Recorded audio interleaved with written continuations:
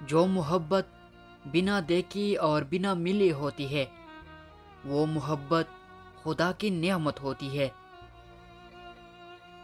جب دل اداس ہو اور وجہ بھی سمجھ نہ آ رہی ہو تو سورہ رحمان پڑھ لیا کرو، انشاءاللہ دل کو سکون آ جائے گا۔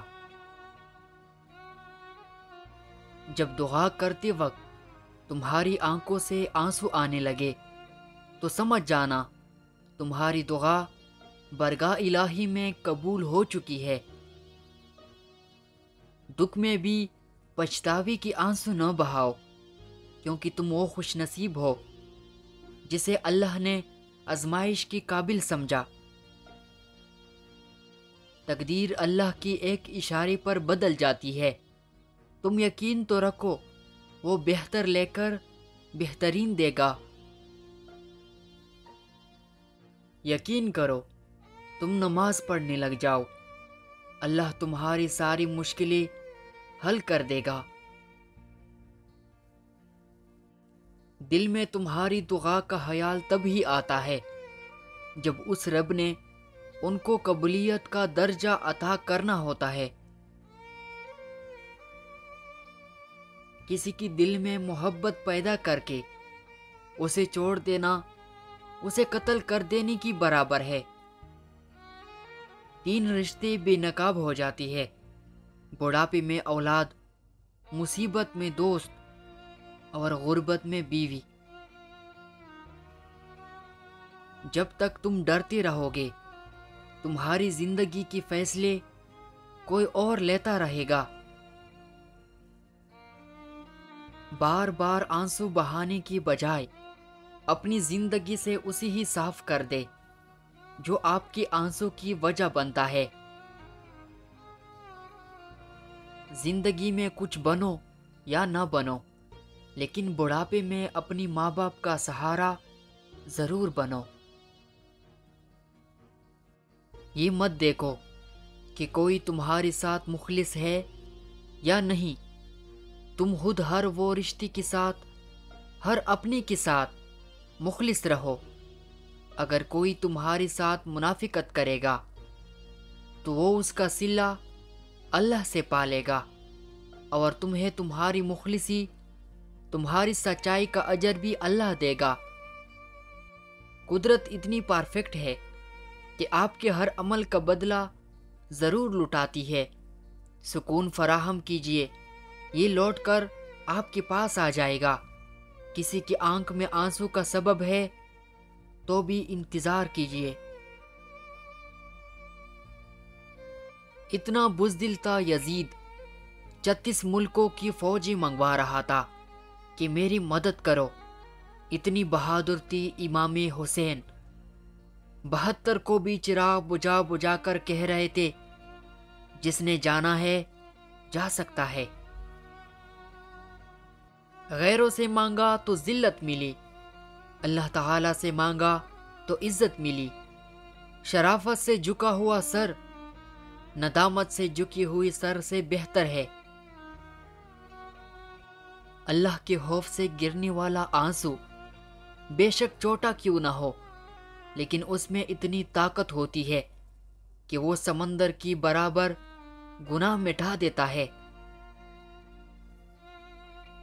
صبر کا دامن ہاتھ سے نہ چھوڑو، ہر کام آسان ہونے سے پہلے مشکل ہوتا ہے۔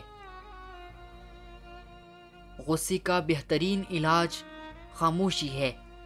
انسان کتنا بھی بڑا ہو جائے، ماں کی ضرورت ہمیشہ رہتی ہے۔ بری دوستوں سے بچو، ایسا نہ ہو کہ وہ تمہارا تعارف بن جائے۔ اپنی زندگی میں ایسے دوست کو شامل کرو جو آئینہ اور سایہ بن کر آپ کے ساتھ رہے، کیونکہ آئینہ جھوٹ نہیں بولتا اور سایہ ساتھ نہیں چھوڑتا۔ سچی محبت ایک نایاب شے ہے، مگر سچی دوستی اس سے بھی نایاب۔ تمہارا بہترین دوست وہ ہے کہ جب تم غریب ہو جاؤ تو تم سے محبت میں کمی نہ کرے۔ جب کوئی شخص آپ کے بنا نہیں رہ سکتا، آپ کو دن رات یاد کرتا ہے، اس کی پہچان اس دو نشانیوں سے ہوتا ہے۔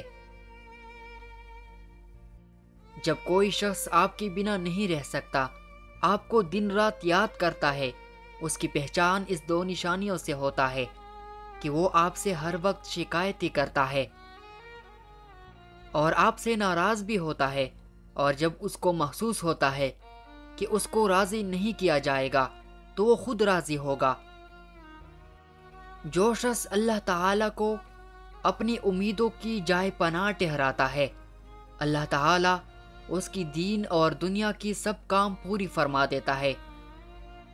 مومن اس کے ساتھ بھی انصاف کرتا ہے، جو اس کے ساتھ انصاف نہیں کرتا۔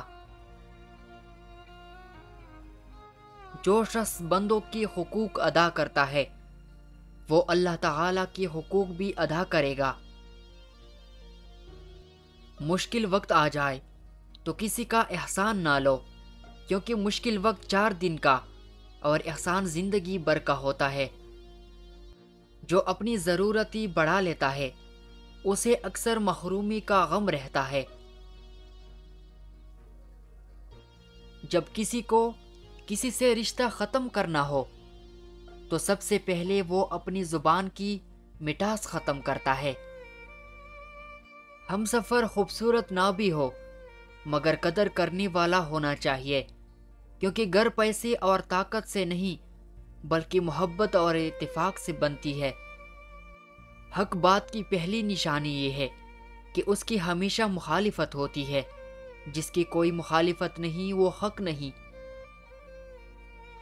3 چیزیں حافظہ کو بڑھاتی ہے اور بلغم کو دور کرتی ہے: مسواک، روزہ، تلاوت قرآن۔ کوشش اور عمل کی بغیر مرتبے اور اعلیٰ درجے کی طلب رکھنا سراسر نادانی اور جہالت ہے۔ نیک آدمی کے لیے موت راحت ہے اور بد آدمی کی موت دنیا کے لیے راحت ہے۔ ہمیں چاہیے کہ اپنی ہر چیز دوست کے لیے قربان کر دے، پر کسی چیز کے لیے اپنی دوست کو قربان نہیں کرنا۔